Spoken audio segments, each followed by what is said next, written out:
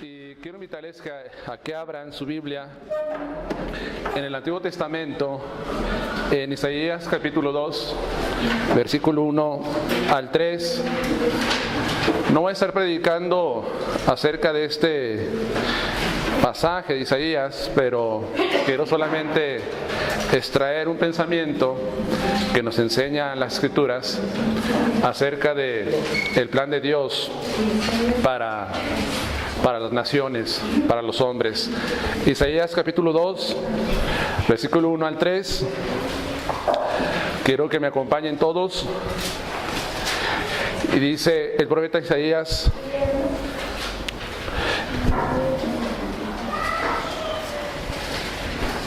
en estos versículos,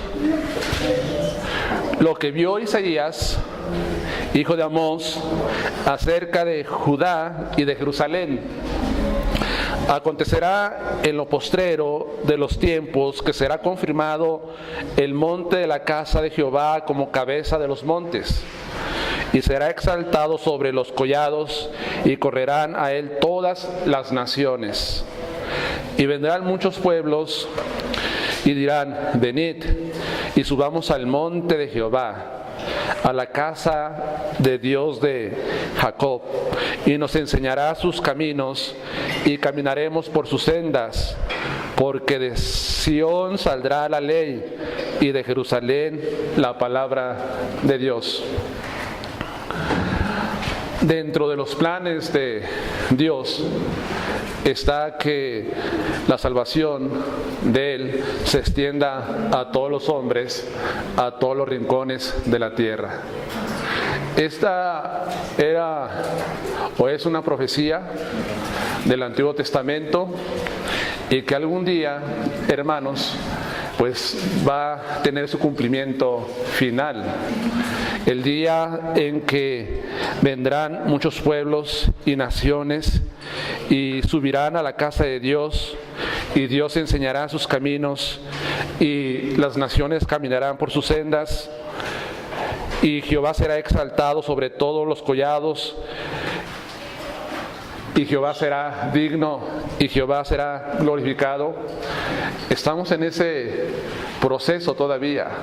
Todavía no vemos el cumplimiento de esta profecía, sino que ahorita estamos en un tiempo en que el Evangelio de Dios, el Evangelio de Cristo, se está predicando en cualquier parte del mundo. Hoy hay más posibilidades de que la palabra de Dios, el Evangelio, llegue a muchas regiones de este planeta. Obviamente, todavía existen muchos lugares muy lejos donde todavía la palabra de Dios, el Evangelio, no ha llegado. Pero el plan de Dios es que su salvación, su Evangelio, se extienda a todos los confines de la tierra. Podemos ver esta idea, este pensamiento en estos versículos. También dice la Escritura en Juan 3, versículo 16, que de tal manera amó Dios al mundo, que ha dado a su Hijo unigénito, para que todo aquel que en él cree no se pierda, mas tenga vida eterna. Y es interesante que dice Juan, y está hablando Cristo estas palabras, que de tal manera amó Dios al mundo. Dios no amó solamente a una parte del mundo, a una región de este planeta, sino que la Escritura nos enseña claramente que Dios amó a este mundo. Y obviamente cuando escuchamos la palabra mundo, no nos estamos refiriendo a los montes, ni a los mares, ni a estas cosas de la naturaleza, sino que a lo que se refiere Cristo es que Dios amó a los habitantes de este mundo. Y es interesante que Cristo también dice que para que todo aquel que en Él cree no se pierda, mas tenga vida eterna. La salvación que Dios ofrece es para todas las personas de este mundo. Para todo aquel que cree en Cristo, sea de cualquier nación, de cualquier lugar de este planeta, si cree en Jesucristo como el Señor y Salvador de su vida y cree en el sacrificio de Cristo, Dios le da la salvación porque ha creído, porque ha confiado en Jesús.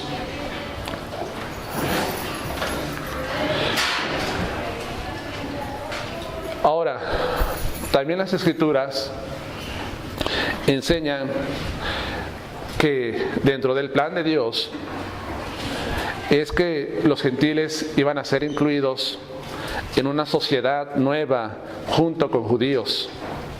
Esta nueva sociedad nueva, tanto de judíos como gentiles, es lo que las Escrituras llaman la iglesia.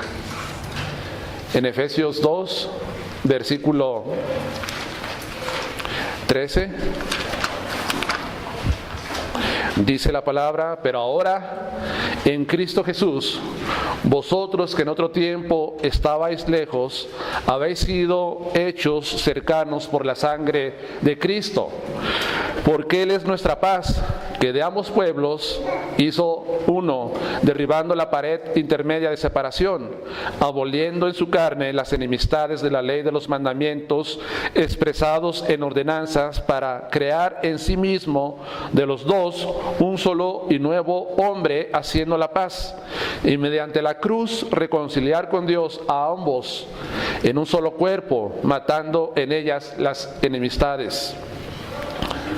Estaban los gentiles incluidos en el plan de Dios para salvación.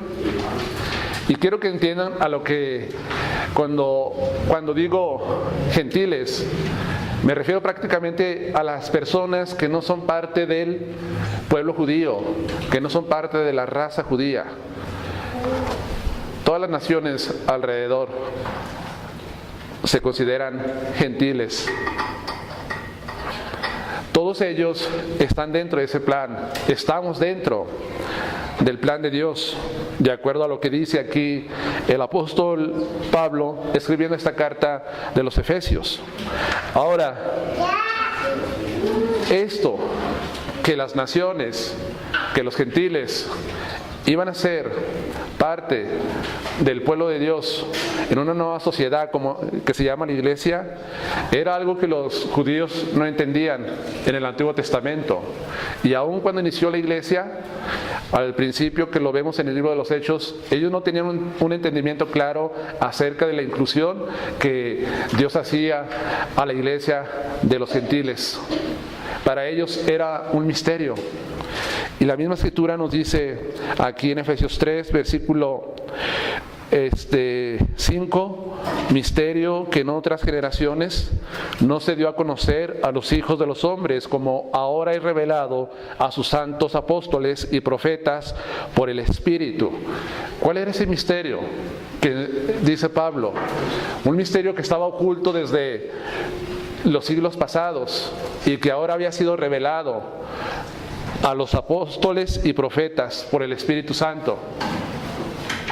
Bueno, el misterio lo dice el versículo 6, lo que es que los gentiles, los que no son parte del pueblo de Dios, de la raza judía, para que me entiendan, son coherederos y miembros del mismo cuerpo, y copartícipes de la promesa en Cristo Jesús por medio del Evangelio. Entonces, nosotros somos coherederos y somos miembros del mismo cuerpo y copartícipes de las promesas en Cristo Jesús. Los que no pertenecemos al pueblo de Israel, somos parte de eso. Es una bendición, hermano, que entendamos lo que la Escritura dice y que Dios también a nosotros nos haya tenido desde antes de la fundación del mundo en su pensamiento para hacer esta nueva sociedad y en la cual nosotros somos parte hoy en día. Ese es el misterio oculto. Pero también algo muy interesante, los judíos no entendían y todavía no entienden hasta el día de hoy que Dios iba a llamar a un pueblo que no lo buscaba, un pueblo que no preguntaba por él. Y ese pueblo que no lo buscaba y no preguntaba por él, el apóstol Pablo nos dice en Romanos capítulo 10, acompáñenme, somos nosotros. Romanos 10, versículo 19 y 20.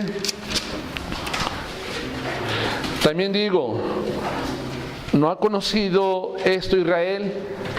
Primeramente Moisés dice, os provocaré a celos con un pueblo que no es pueblo, con un pueblo insensato, os provocaré a ira.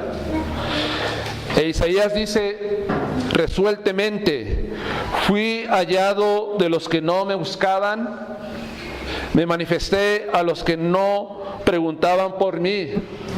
Pero acerca de Israel dice, todo el día extendí mis manos a un pueblo rebelde y contradictor. Ese nuevo pueblo en el cual Dios iba a provocar a celos a los judíos son los gentiles, somos nosotros.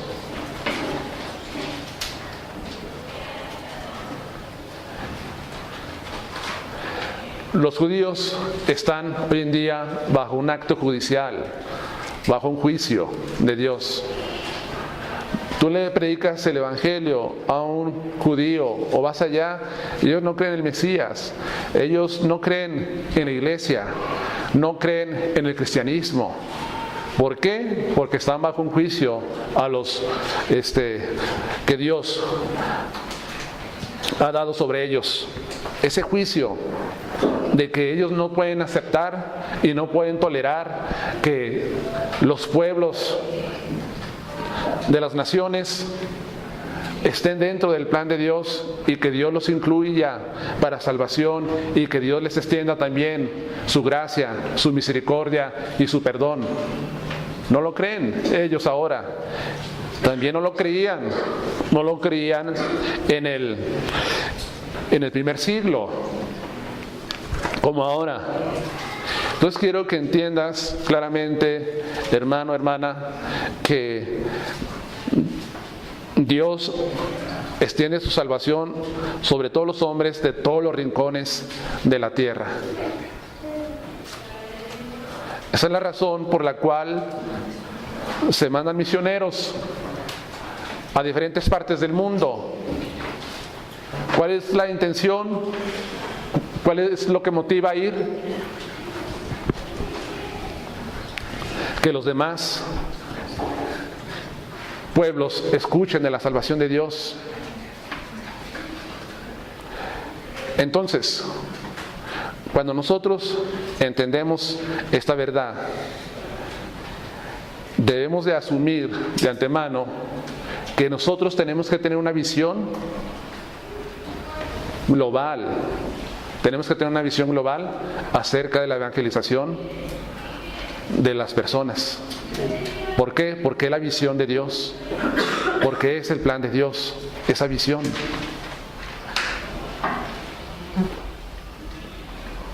Y no encerrarnos nomás en un círculo y estar conformes que ya somos salvos y aquí nos quedamos. Todavía Dios quiere y que quiere alcanzar a más gente, a más pueblo. En este lugar y en cualquier parte del mundo, Dios tiene un pueblo para su gloria, para su honra.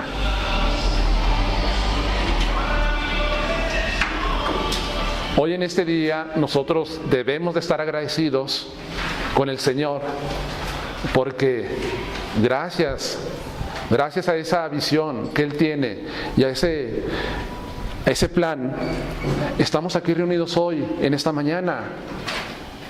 Gracias a eso, somos parte de esa nueva sociedad, de la iglesia.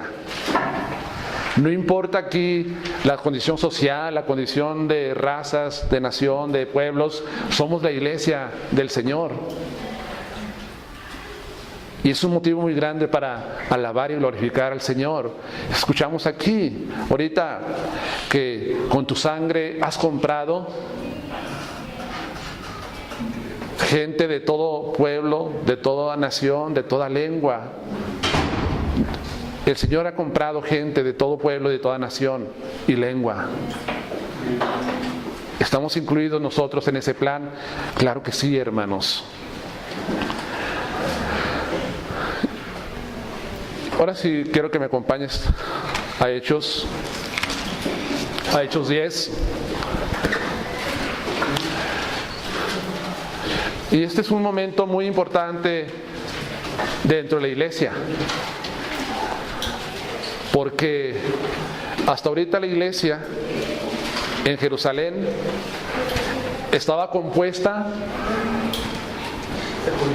de puros judíos, o judíos helenistas también, pero eran judíos. Hasta este momento que llegamos aquí a Hechos capítulo 10, no vemos incluidos a ningún gentil dentro de la iglesia. Entonces esto es algo muy importante, porque se da la apertura, se da la bienvenida a personas que no pertenecen a la nación de Israel, a gentiles. Y lo que vamos a ver en esta tarde es que comienza con un hombre y su familia, su casa, llamado Cornelio. Cornelio, pues han escuchado ustedes estas historias, y siempre en las escuelas bíblicas uno recuerda las historias de la Biblia que los maestros nos imparten. Y yo recuerdo acerca de que en una ocasión a mí me enseñaron la historia de Cornelio, pero no entendía mucho acerca de Cornelio. Simplemente nos daban un dibujo para colorear y unos espacios para contestar, pero no entendía mucho acerca de este momento tan decisivo dentro de la iglesia en Jerusalén.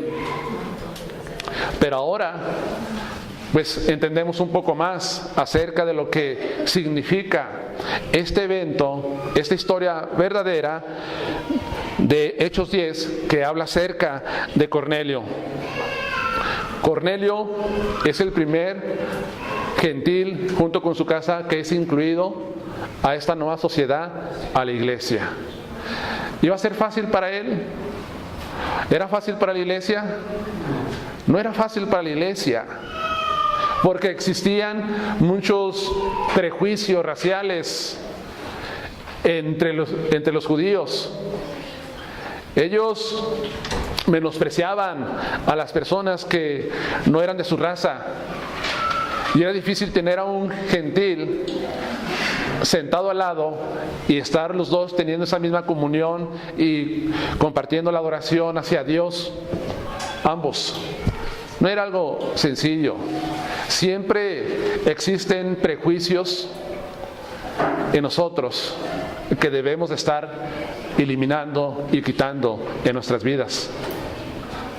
Prejuicios hacia algún hermano, prejuicios hacia una familia, prejuicios hacia, no sé, cualquier cosa, hermanos. Y los prejuicios ante los ojos de Dios no es algo que Él acepta y ve bien.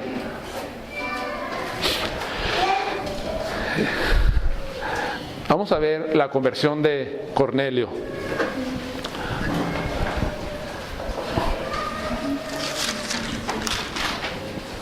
Dice aquí, había en Cesarea un hombre llamado Cornelio, centurión de la compañía llamada La Italiana, piadoso y temeroso de Dios con toda su casa, y que hacía muchas limosnas al pueblo y oraba a Dios siempre. Este vio claramente en una visión, como la hora novena del día, que un ángel de Dios entraba donde él estaba y le decía a Cornelio. Él, mirándole fijamente y atemorizado, dijo: ¿qué es, Señor? Y él le dijo: tus oraciones y tus limosnas han subido para memoria delante de Dios. Envía pues ahora hombres a Jope y haz venir a Simón, el que tiene por sobrenombre Pedro. Este posa en casa de cierto Simón Curtidor, que tiene su casa junto al mar. Él te dirá lo que es necesario que hagas. Y voy a seguir dándole lectura de acuerdo a lo que les quiero enseñar en esta tarde. La Escritura dice que este gentil, Cornelio, y Lucas lo describe como un centurión. Todos saben que es un centurión. No necesito detenerme mucho tiempo para explicar que es un centurión. Alguien que tenía al mando 100 soldados de las legiones romanas. Pero el versículo 2 dice Lucas y narra acerca del carácter de este personaje. Piadoso y temeroso de Dios con toda su casa, y que hacía muchas limosnas al pueblo y oraba siempre. Vemos varias cosas en este hombre.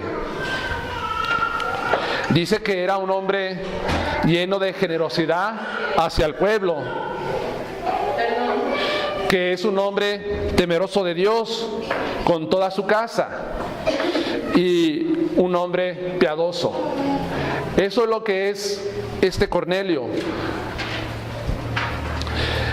Ahora, era un hombre que tenía influía y respeto en su casa. ¿Por qué? Con toda su casa. Su casa lo seguía, su familia lo respetaban y confiaban en su liderazgo, tal vez confiaban en la guianza que él les daba. Eso es muy interesante, hermanos, y quiero tenerme un poco acerca de esto, porque nosotros como hombres y como cabeza de hogar necesitamos que nuestras familias nos respeten y confíen en la dirección que nosotros damos. Necesitamos nosotros ser hombres que influyen en sus casas, influyen en sus hogares, influyen en sus hijos. Cornelio se ganó el respeto de su casa, porque dice la Escritura, piadoso y temeroso con toda su casa. Su casa también tenía estas características. ¿Qué es lo que vemos hoy en día? Hoy no vemos familias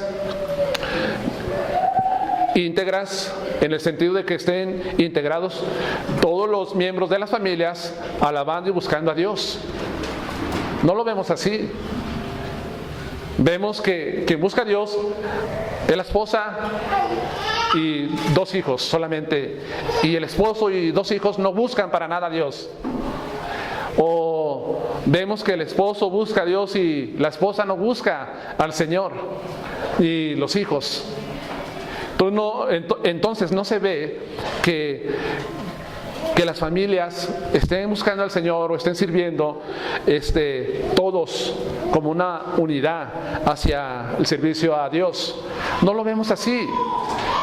Yo creo, hermanos, que muchas veces esto se debe a la falta de liderazgo, a la falta de asumir nuestra responsabilidad como hombres, a la falta de entender realmente que somos cabeza del hogar, que somos los responsables y somos los líderes de guiar a nuestra familia, y que ellos confíen en nosotros y que vean en verdad nuestra integridad, vean nuestro temor a Dios, vean nuestra piedad, y ellos estén sin prejuicios hacia nosotros y confíen simplemente en la dirección que nosotros como padres les estamos dando. Eso estaba sucediendo en la vida de Cornelio. Ahora dice, Cornelio se escribe como temeroso de Dios. Estas palabras eran el nombre que se les daba a los gentiles que asistían a la sinagoga, que escuchaban la ley de Dios, la ley en el Antiguo Testamento impartida en esos lugares, y que también practicaban ciertas prácticas judías. Pero estos no eran completamente prosélitos judíos. no eran así. Solamente tenían un entendimiento del Dios verdadero, tenían un entendimiento del Dios de Israel que los judíos adoraban, tenían un entendimiento de las leyes de Moisés, pero no eran prosélitos o que se unían completamente al judaísmo. No eran así ellos. La Escritura dice en Hechos 13, versículo 16, acerca de cómo se describe a estos gentiles como Cornelio. Entonces Pablo, levantándose, hecha señal de silencio con la mano, dijo: varones israelitas y los que teméis a Dios. Hace una diferencia, ¿verdad? A los judíos y los que teméis a Dios. Pues ¿quién eran esos que temían a Dios? Eran personas como Cornelio. Y también dice en el versículo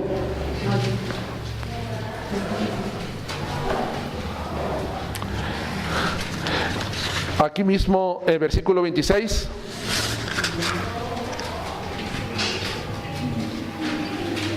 Varones hermanos, hijos del linaje de Abraham, y los que entre vosotros teméis a Dios, a vosotros es enviada la palabra que está de esta salvación.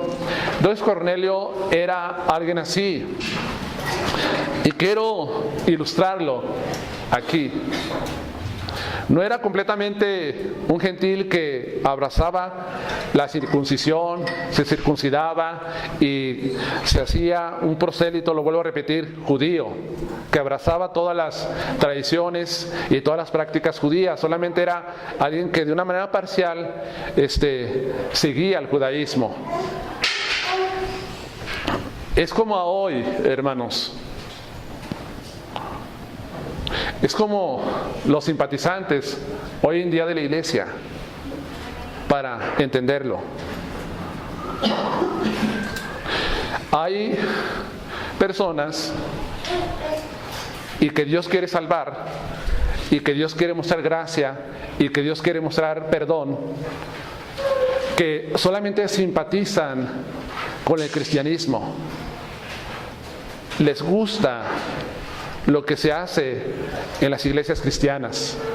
Les gustan los cantos, les gusta escuchar la predicación, les gusta la comunión, les gusta cómo la gente pide petición y ora, y les gusta todo lo que está relacionado con el servicio a Dios. Pero no son cristianos verdaderamente convertidos, solamente simpatizantes. Y no estoy yo, en cierta manera, teniendo pensamientos en contra de ellos, no. Lo que pido para el Señor es que Dios les ilumine y Dios quebrante sus corazones y que se rindan a Cristo y se conviertan al Señor. Así hay muchos en cualquier iglesia cristiana, mucha gente que simpatiza solamente, pero que no es convertida completamente a Cristo. Pero tal vez el Señor está esperando que tú te conviertas al Señor y dobles tu rodilla y confiesa a Jesucristo como tu Señor y Salvador de tu vida.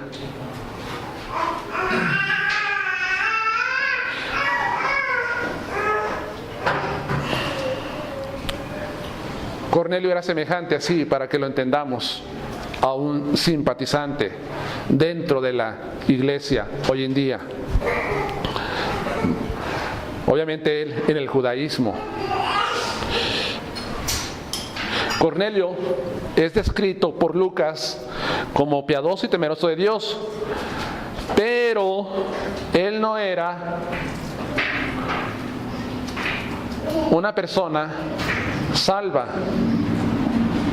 Entiendan esto: aunque es temeroso y aunque es piadoso y es generoso y llora, no es un hombre salvo hasta este momento.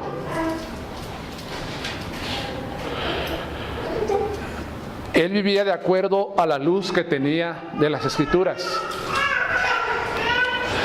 Un comentarista bíblico habla acerca de Cornelio y dice: Cornelio es un ejemplo de un hombre que vive conforme a la luz que Dios le había dado, aunque esta luz no era suficiente para salvarle.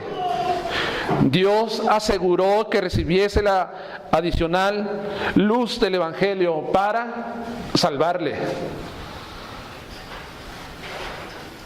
Entonces, él no era un hombre salvo. ¿Por qué digo que, aunque piadoso y temeroso de Dios y buena gente, no era salvo? Porque el mismo Pedro nos dice en el capítulo 11, en el versículo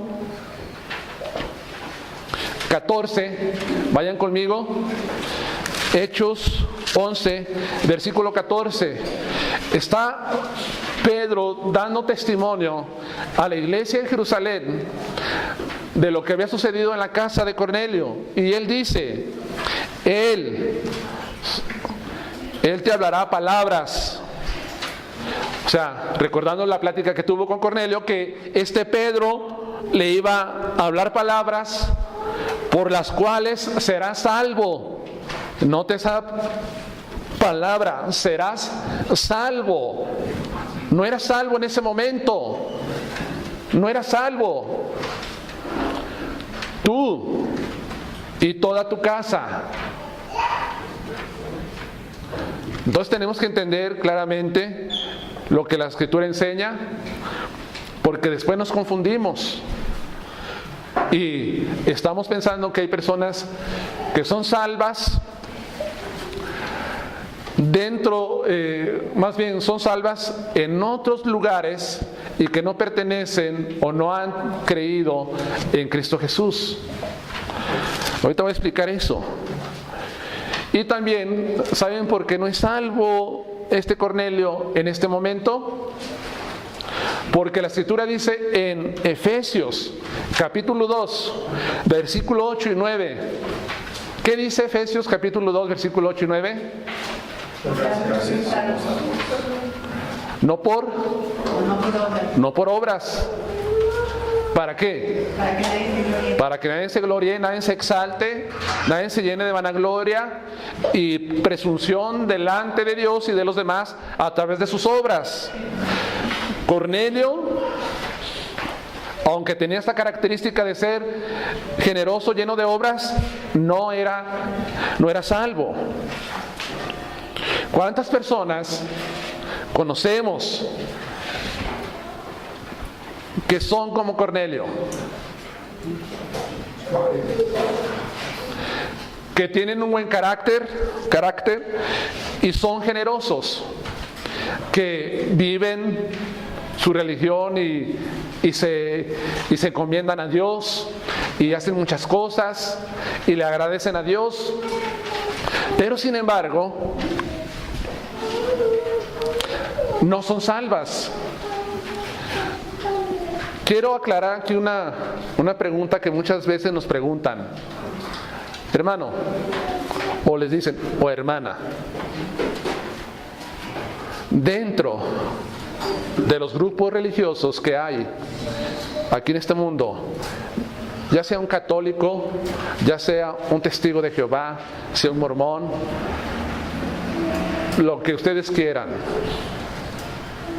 algunos dicen, hay personas salvas dentro de estos grupos religiosos porque tienen un entendimiento de Dios, sí, de la Escritura, porque conocen de Cristo, porque hasta se esfuerzan a veces por vivir vidas rectas.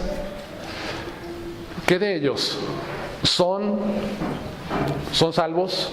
¿Hay gente salva dentro de estos grupos? Y algunos han concluido que si hay gente salva dentro de estos grupos o de cualquier religión del mundo. ¿Por qué? Porque ven su vida. ¿Cómo? Porque ven la sinceridad de su corazón. Y yo conozco, en verdad, gente así, hermanos. Dentro de mi familia hay católicos, pero también hay testigos de Jehová. Y hay una mujer, testiga de Jehová, prima de mi mamá, y es bien amable ella, pero amable, tiene un carisma para con las personas, para hablarles y ayudarlas y todo eso. Y me pregunto, y le he dicho yo muchas veces a Flor, yo veo la sinceridad de ella, es sincera. Allí anda publicando y anda tocando las puertas y anda haciendo muchas cosas. Pero la salvación, Dios la da por la sinceridad de las personas, por muy sincera que sea. O algunos hay dentro del catolicismo, hay gente salva. Y digo, ¿cómo funciona eso? Que hay gente salva dentro del catolicismo, aunque son piadosos, vamos a entenderlo, pero ellos creen y añaden a la salvación de Cristo obras, y ellos están 100% convencidos de que la salvación es por obras, y que el sacrificio de Cristo en la cruz del Calvario no es suficiente. Hay que ayudarle a Jesús para nosotros llegar a salvarnos. Hermanos, no es posible. Por muy sincera que sean las personas, aquí vemos a un hombre sincero, un hombre bueno, con buen testimonio. Pero Pedro dice, pero Dios me envió para que yo le hablara palabras por las cuales él iba a llegar a ser salvo, él y su casa.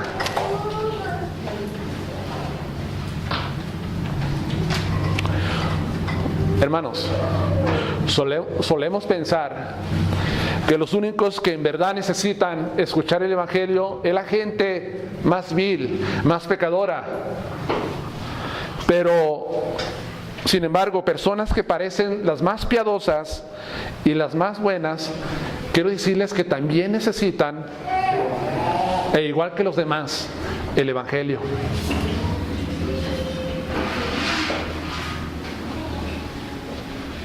Ahora, quiero detenerme para enseñar. Si una persona, y más adelante lo voy a ver, está dentro de cualquier grupo y si sinceramente está buscando que Dios le muestre el camino correcto y que se convenza a través de las Escrituras que su grupo está fallando en las verdades de la Escritura y que sea convencida, Dios de aseguro cuidará de que esa persona conozca la verdad, conozca el Evangelio de Jesús y conozca la palabra de Dios de una manera bíblica y correcta. Todos necesitan escuchar el Evangelio para ser salvos. Hermano, tengo una pregunta. ¿Y qué de los hombres allá en la selva, allá en África, allá en Oceanía, allá en Brasil? ¿O qué de los hombres que nunca han escuchado el Evangelio?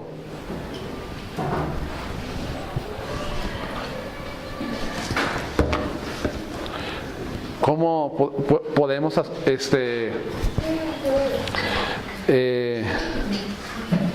entender la justicia de Dios en ellos?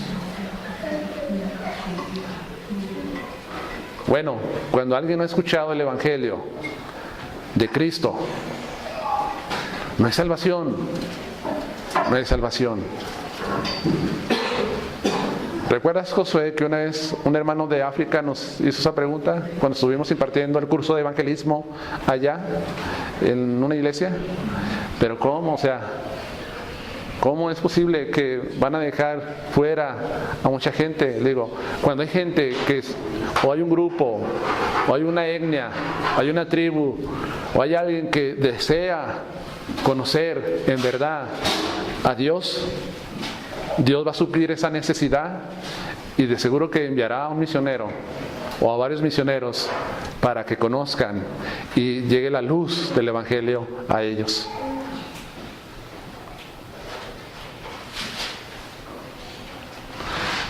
Aquí no tenemos mucho problema con eso.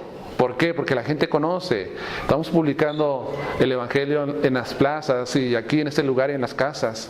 Han recibido luz aquí en México, pero en otros lugares no hay nada. Pero Dios suplirá esa necesidad y enviará un misionero o más para que lleven el Evangelio de Jesús, para que llegue la salvación, llegue la luz a esas naciones.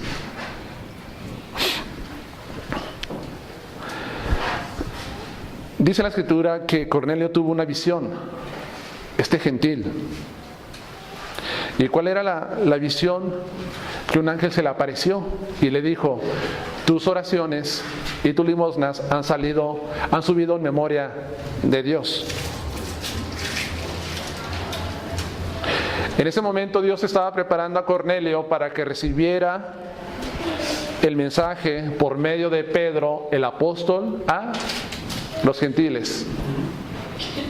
¿Sí? Sí. ¿Pedro el apóstol a los gentiles? Bueno, parece que él es el que da apertura en ese momento a los gentiles. Pero sin embargo, el apóstol a los gentiles, pues, es el apóstol Pablo. Pero es Pedro el que comienza esta obra también con los gentiles, la obra de la evangelización. Ahora dice que tus oraciones han sido escuchadas. Es posible que Cornelio estaba orando a Dios para que le mostrara el camino que debía seguir y ser acepto delante de Dios. Es posible eso, ¿no? Dios ve el corazón. Dios lo ve. Y también dice Hebreos 11, versículo 6, que Dios es el que galardona a todo aquel que le busca. Entonces, de cierta manera, si una persona en cualquier parte del mundo está buscando a Dios, Dios le recompensará, Dios le apremiará a esa persona o a ese grupo, porque Él es el que recompensa. Dice Hebreos 11, 6, Dios enviará. Y Dios en su sabiduría llevará un plan para llevar a cabo que alguien reciba el mensaje, como Cornelio.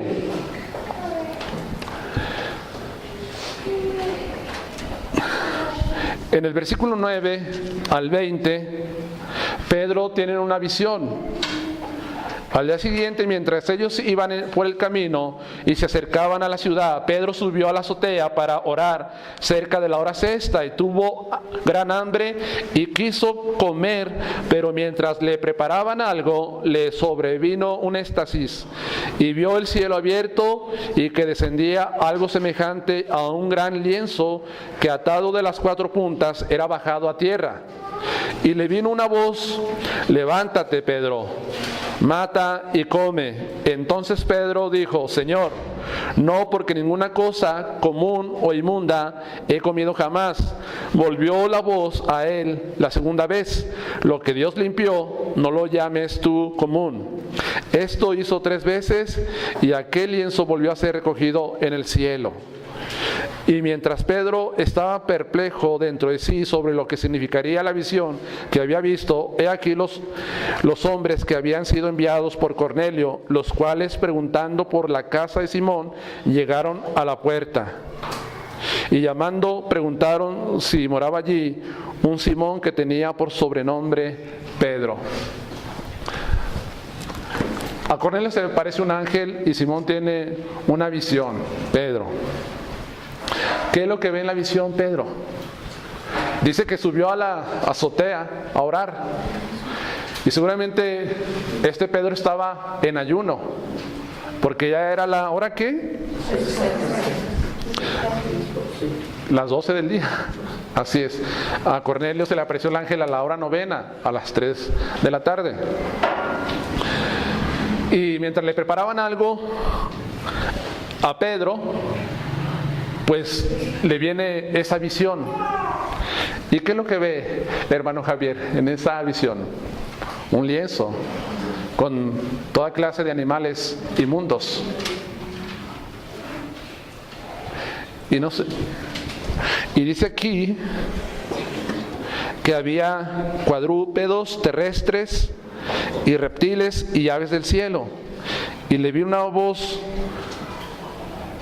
levántate, Pedro, mata y come. Este Pedro dice que se rehúsa. Y en el versículo 14, entonces Pedro dijo: Señor, no, porque ninguna cosa común o inmunda he comido jamás. Ahora, lo que Dios limpió, no lo llames inmundo. ¿Por qué Pedro no comía?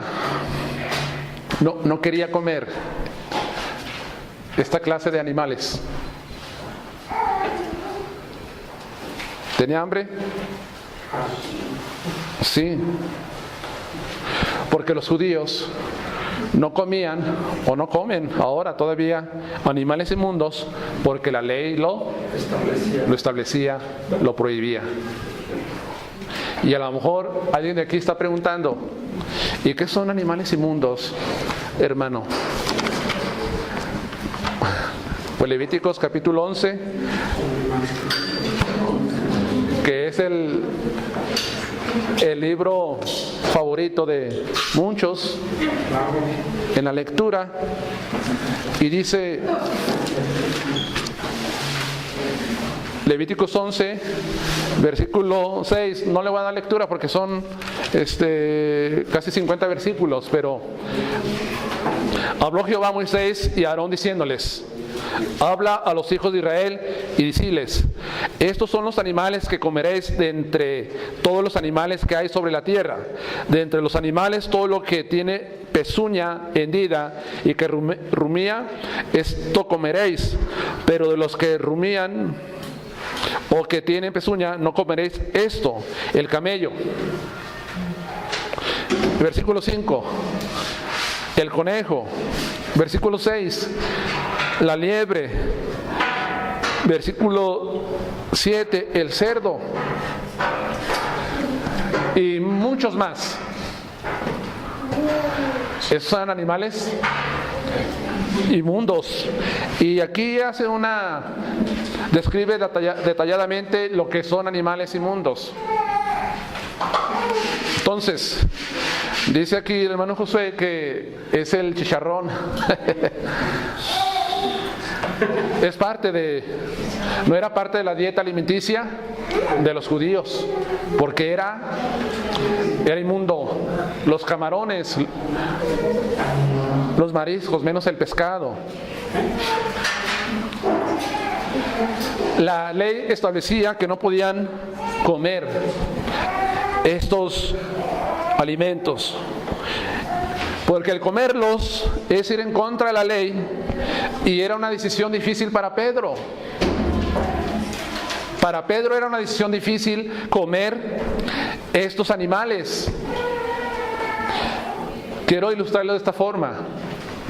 Hay una narración histórica en uno de los libros que conocemos como de los Macabeos, la segunda y la primera y la segunda de Macabeos, esos libros no están aquí en la Biblia Reina Valera, pero otras traducciones, especialmente católicas, han hecho parte de estos libros como parte de su canon, de las escrituras. Esos libros pues no son para extraer nosotros enseñanza doctrinal, no, porque tiene varios errores, pero en un sentido de historia nos ayudan mucho para entender acerca de las guerras de los judíos en ese tiempo de los macabeos. Y narra uno de estos libros, especialmente en el libro segundo, que hubo un hombre principal de los judíos llamado Eleazar y 7 hermanos macabeos que prefirieron morir antes de comer cosas impuras. Así lo describe. Prefirieron morir que comer carne de puerco, que comer chicharrón. Y efectivamente murieron. Solamente para que entendamos el contexto judío en cuanto a los alimentos. Era algo muy difícil, muy selectivos ellos en cuanto a lo que deberían de tener como dieta, como nación. Por eso para Pedro es muy difícil comer de estos alimentos. Ahora, más que la visión de comer alimentos, esto es más profundo, porque dice la Escritura que Pedro estaba perplejo, meditando en lo que significaría esta visión. ¿Por qué? Porque cuando Dios da sus leyes para los judíos, Él está haciendo una separación entre lo limpio y lo inmundo. Entonces, los animales limpios son como una ilustración, una imagen de los judíos, del pueblo judío, como un pueblo limpio, aparte, santificado por Dios. Y los animales inmundos son una imagen de los pueblos gentiles, inmundos, comunes, no limpios. Ese es el principio espiritual que podemos entender en Levíticos en cuanto a los alimentos. Y Pedro tiene que aprender algunas lecciones aquí en esta visión.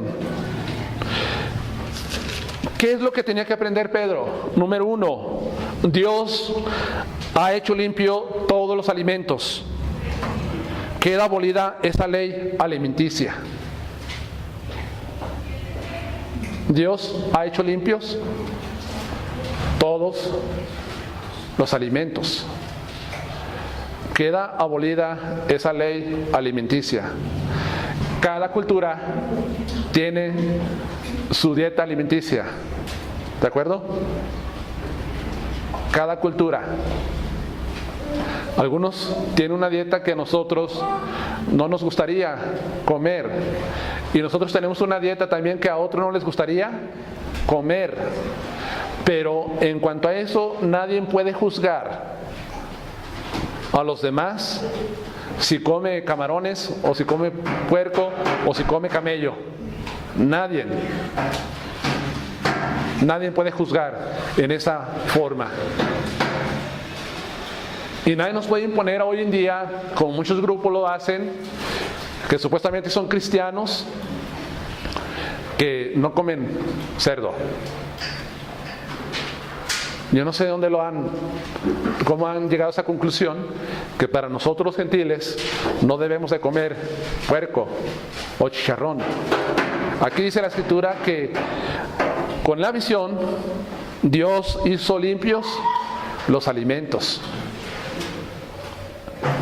Es una ley alimenticia que quedó abolida ahora. Ahora, si alguien quiere comer puerco Está bien, si alguien no quiere comer puerco, está bien, pero no en cuestiones de agradar a Dios, sino en cuestiones de salud. ¿Sí me explico? Para eso, en cuestiones de salud. Si el cerdo tiene demasiada grasa y alguien decide no comer cerdo, está bien. Y si invitan a alguien a comer chicharrón y no quiere comer, no juzguen, no van a decir, no quiere mi comida, no le gusta mi comida, ay, qué falta de humildad. No, simplemente si lo está haciendo por cuestiones de salud, pues está bien. Pero en cuestiones para hacernos más espirituales y más importantes, no, en ese sentido no dice la Escritura, es equivocado ese pensamiento. Porque la Escritura dice que cuando Cristo estuvo aquí en la tierra, sus discípulos estaban comiendo y no se lavaron las manos. ¿Qué hicieron los fariseos? Juzgaron. ¿Y qué dijo Cristo en cuanto a los alimentos?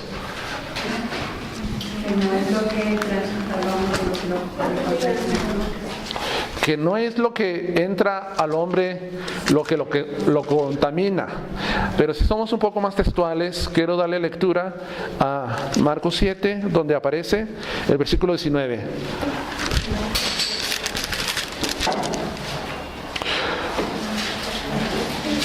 Porque no entra en el corazón. No entra.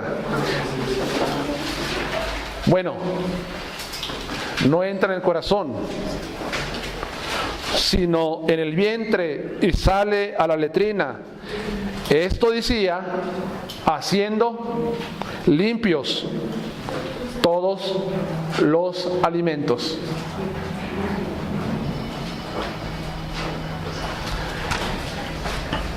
Entonces Dios ha limpiado, ha hecho limpios los alimentos, queda abolida esa ley. Esa es una lección que aprendió Pedro, pero la lección más importante que quería enseñarle el Señor es que la separación entre judíos y gentiles ya no iba a continuar, al contrario, iba a comenzar una unidad entre judíos para así entenderlos que son animales limpios y entre gentiles para entenderlos que son animales impuros. Iba a haber una, dice nuestro hermano, una mezcla, una sociedad ahora, una unión. Eso es lo que aprendió Pedro en este momento.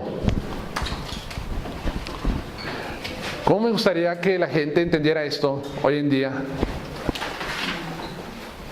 Porque escucho a mucha gente que no hace una diferencia entre judío y gentil.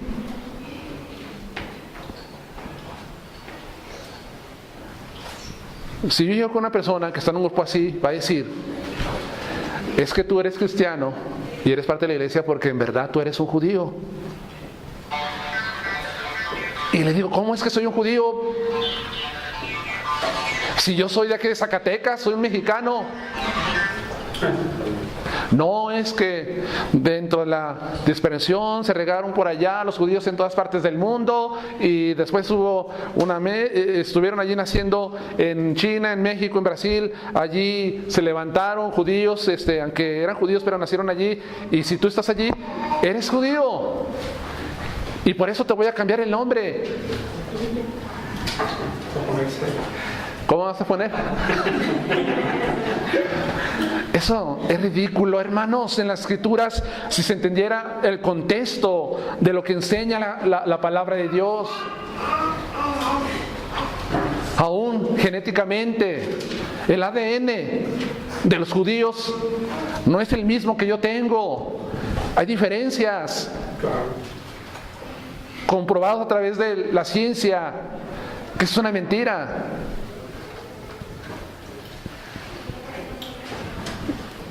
No sé por qué pensarán así. Ahora, Dios le mostró, no llames a ningún hombre común o inmundo. Y si pasamos, hermanos, acá al versículo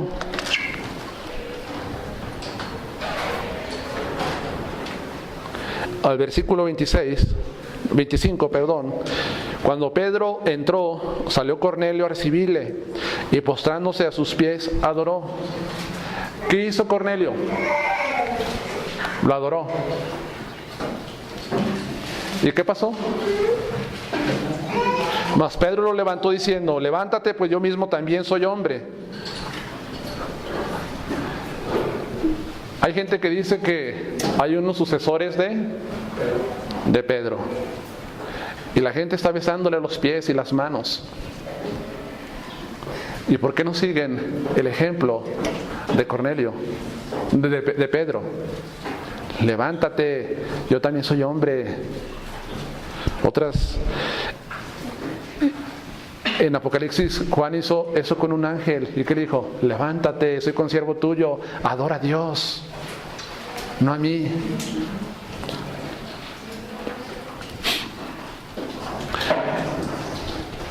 En el versículo 33, 34, así que luego envié por ti, y tú has hecho venir bien en venir. Ahora pues todos nosotros estamos aquí en la presencia de Dios para oír lo que Dios te ha mandado. ¿Qué pasó, hermanos, con Pedro y Cornelio? Entonces, ¿tienen la visión los dos? El Señor le da ciertas lecciones espirituales a Pedro. A Cornelio tiene la visión. Cornelio lo va a invitar a su casa. ¿Y qué está haciendo Cornelio? Invitó a todos sus familiares, a sus parientes, a sus amigos más íntimos, porque iba a venir Pedro para escuchar lo que Dios les había mandado, lo que él tenía que oír. Bueno,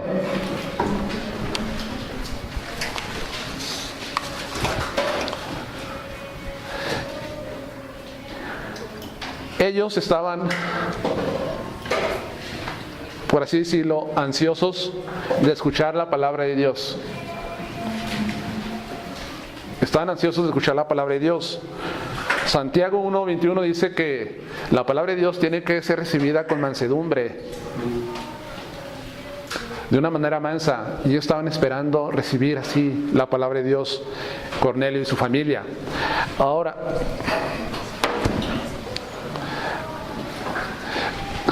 no sé si alguien aquí en esta semana o en días atrás ha recibido la invitación, porque le van a tener un grupo de personas para que le hable la palabra de Dios.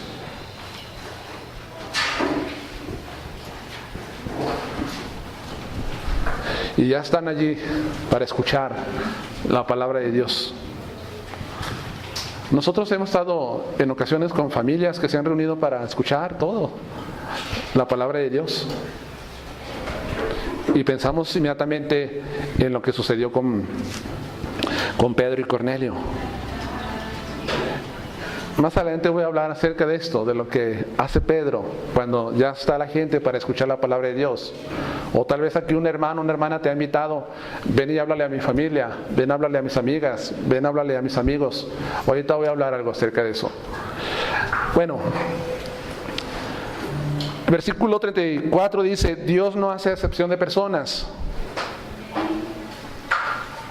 En verdad comprendo que Dios no hace acepción de personas, sino que en toda nación se agrada del que teme y le hace justicia. Dios no hace acepción.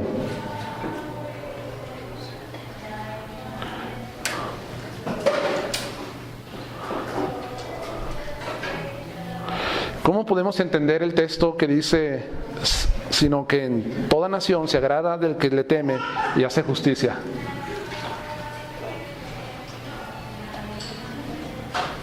¿Cómo lo entenderían? Eso significa que todo aquel que hace justicia y que teme de las naciones es salvo. Si son sinceros, algunos creen que si personas de cualquier nación teme y hace justicia, Dios los salvará, aunque no escuchen la obra de Cristo. pero sí Dios conoce la obra de Cristo y la va a aplicar a ellos. Unos piensan así. Otros creen que aunque una persona tema y haga justicia, no es suficiente para ser salvo. Necesita creer en el Evangelio de Cristo. Dios cuidará de que ellos conozcan de su Hijo Jesucristo. ¿Cuál es la correcta? De acuerdo con Cornelio. La segunda. Aunque teme y haga justicia, necesita creer en el Evangelio de Cristo. Y Dios va a proporcionar que alguien les lleve el mensaje. Ahora, ¿por qué Dios no hace acepción de personas?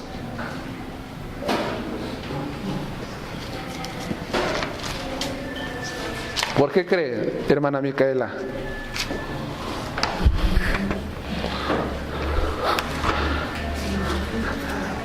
¿Nos contestará la Escritura? Job, versículo 34, versículo 19.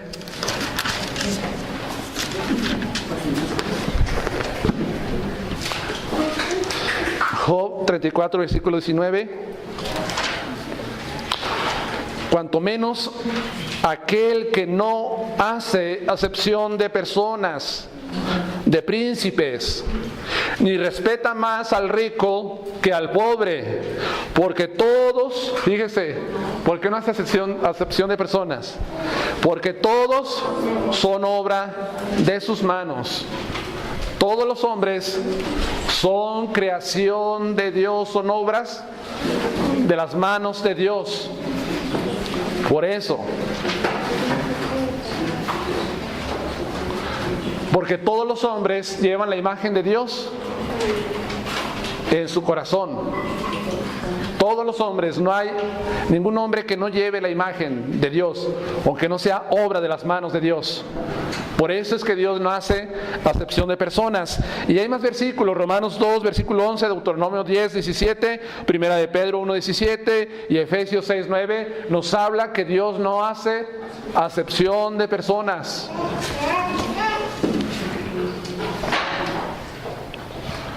¿Qué no lo entendía Pedro antes?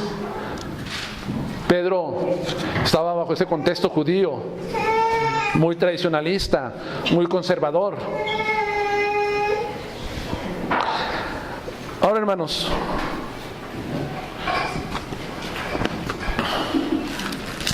por eso no le tenemos que negar el Evangelio a nadie.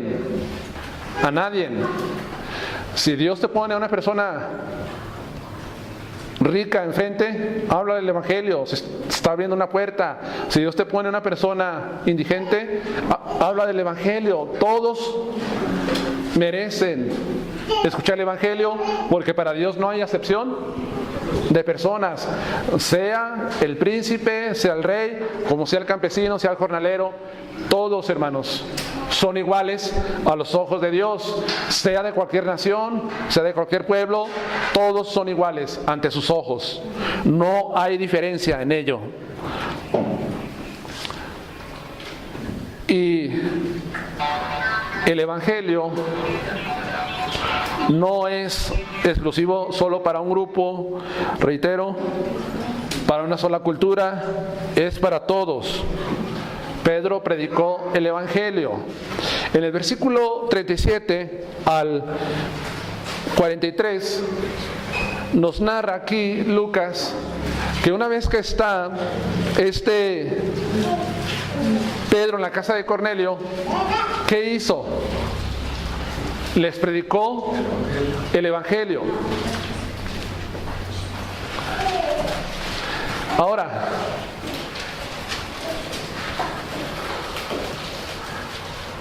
¿cuántos de aquí saben predicar el Evangelio? Si los invitan a tener un grupo de personas para hablarles, ¿o cuántos están dispuestos para hacer esto?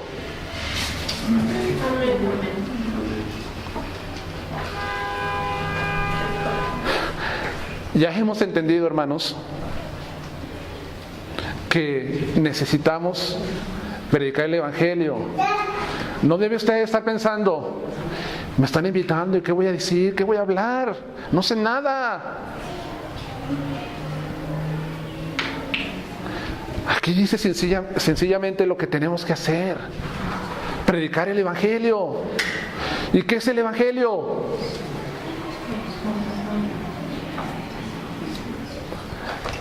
Este es el tercer discurso de Pedro que relata Lucas. ¿Cuál fue el primero, hermano Manuel?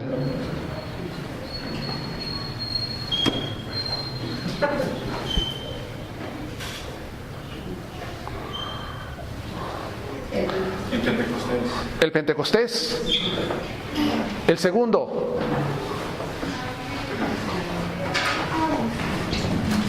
¿Dónde, hermana?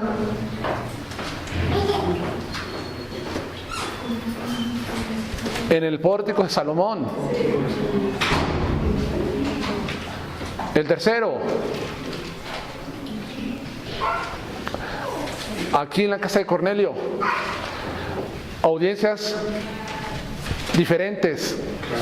En el Pentecostés y en el pórtico de Salomón, puros judíos. En este momento, gentiles.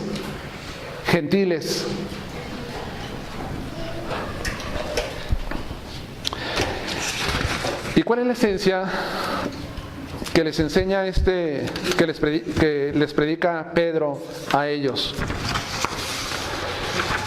Quiero que pienses solamente un momento en esto. Para los judíos creyentes ya era un logro salir y predicar el Evangelio a los samaritanos. Los samaritanos tenían diferencias, tenían prejuicios, pero ellos en cierta manera tenían raíces judías y respetaban la ley de Moisés. Salieron a Samaria. Sin embargo, el verdadero reto estaba en predicar y dar la bienvenida como parte de la iglesia a los gentiles. La comisión de Cristo era ser discípulos a todas las naciones. ¿Cómo entendieron ellos esto? ¿Sí lo entendieron claramente como Cristo dice allí a todas las naciones? Salieron a Samaria, salieron a Galilea, dice la Escritura, en Judea. Pero entendieron que la comisión de Jesús era hacer discípulos a todas las naciones. ¿Y por qué no lo estaban haciendo? Dice aquí la Escritura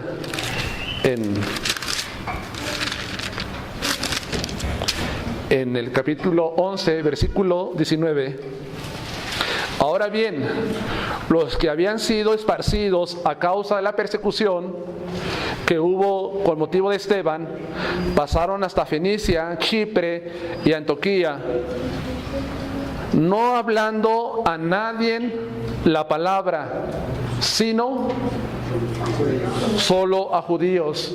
Tal vez ellos entendieron, la comisión es ir a ser discípulos a todas las naciones, pero solamente a los judíos que viven dentro de esas naciones.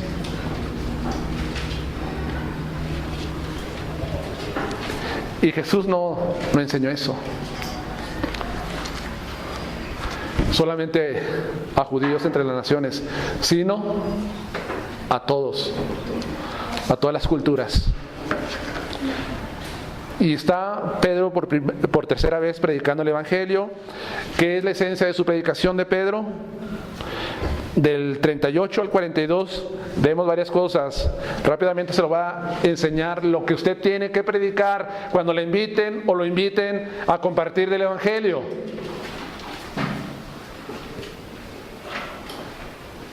Número 1, Cristo es el Señor de todos, ahora tanto de judíos como judíos creyentes como gentiles creyentes. Verso 36, verso 38, Cristo es el ungido de Dios. Verso 39, Cristo fue crucificado. Versículo 40, Cristo resucitó de los muertos. 41, ellos son testigos de la resurrección. 42, Cristo les mandó predicar, les enseñan. Y 42 también dice que Cristo es el juez de todos. Y el 44, todos los que creen en Cristo serán perdonados. Entonces básicamente lo que es el mismo mensaje tanto para judíos como gentiles, que Cristo es el Señor, que Cristo murió, que Cristo fue sepultado, Cristo resucitó y que Cristo es el juez y Señor de todos, y que solamente a través de la fe en Jesucristo nuestros pecados son perdonados. Eso es lo que tenemos que predicar, hermanos, tanto a un judío como a un gentil. El mensaje es para todos, es el mismo. No tenemos que buscar añadirle o ser más útiles a ver cómo podemos. No, es el mismo mensaje para todos.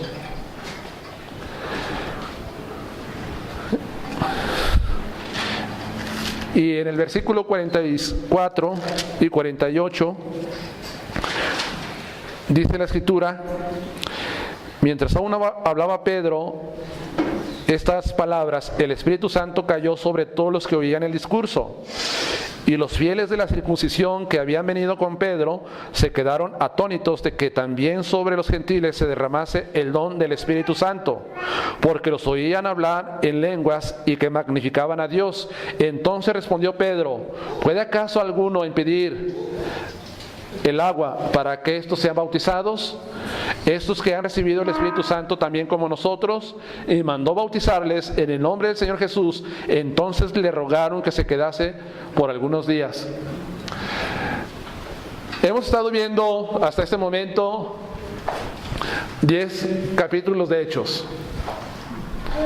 ¿Qué recuerdan de este evento? ¿A qué evento se parece? Al del etíope. ¿Al del etíope? No. Que se bautizó. Que se bautizó, sí. Pero al del Pentecostés puede ser el Pentecostés de los gentiles, porque suceden las mismas cosas. El Espíritu Santo es derramado, hablan en lenguas y magnifican a Dios. Después Pedro les manda que se bauticen. ¿Bajo qué requerimientos los gentiles iban a ser incorporados a la iglesia? Para los gentiles prosélitos del judaísmo tenían como requisito el circuncidarse y observar la ley. Eso era un requisito para pertenecer al judaísmo. Cornelio no era totalmente un prosélito. Sin embargo, para los gentiles que se iban a añadir a la iglesia cristiana, es necesario la circuncisión y observar las fiestas.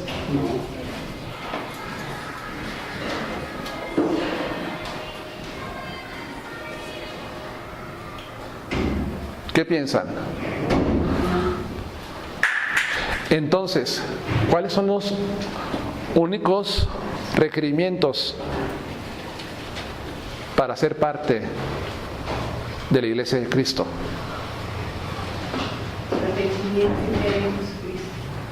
Arrepentimiento, fe, para perdón de pecados en Cristo. Eso sucede interiormente. Pero después que has creído, después que te has arrepentido, ¿qué necesitas hacer? ¿Cuál es, Sara? El bautismo. Ser bautizado.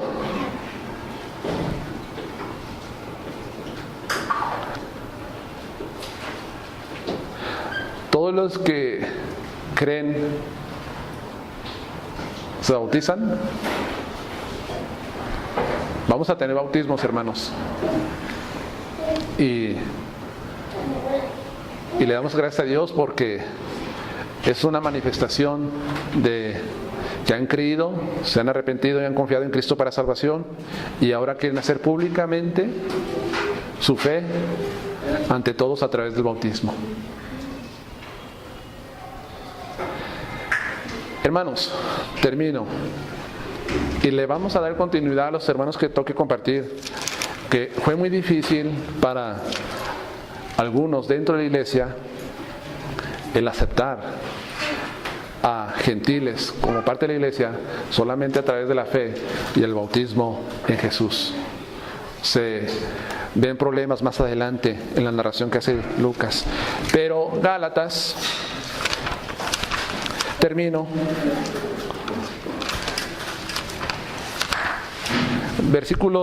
Capítulo 3, versículo 26 y 28.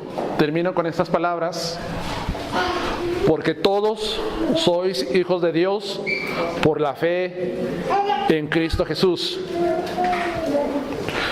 Porque todos los que habéis sido bautizados en Cristo, de Cristo estáis revestidos.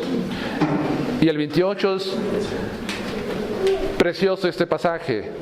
Ya no hay judío ni griego, no hay esclavo ni libre, no hay varón ni mujer, porque todos vosotros sois uno en Cristo. Ya no hay diferencias dentro de la iglesia. Terminaron en Cristo Jesús, Señor nuestro. Vamos a orar, hermanos.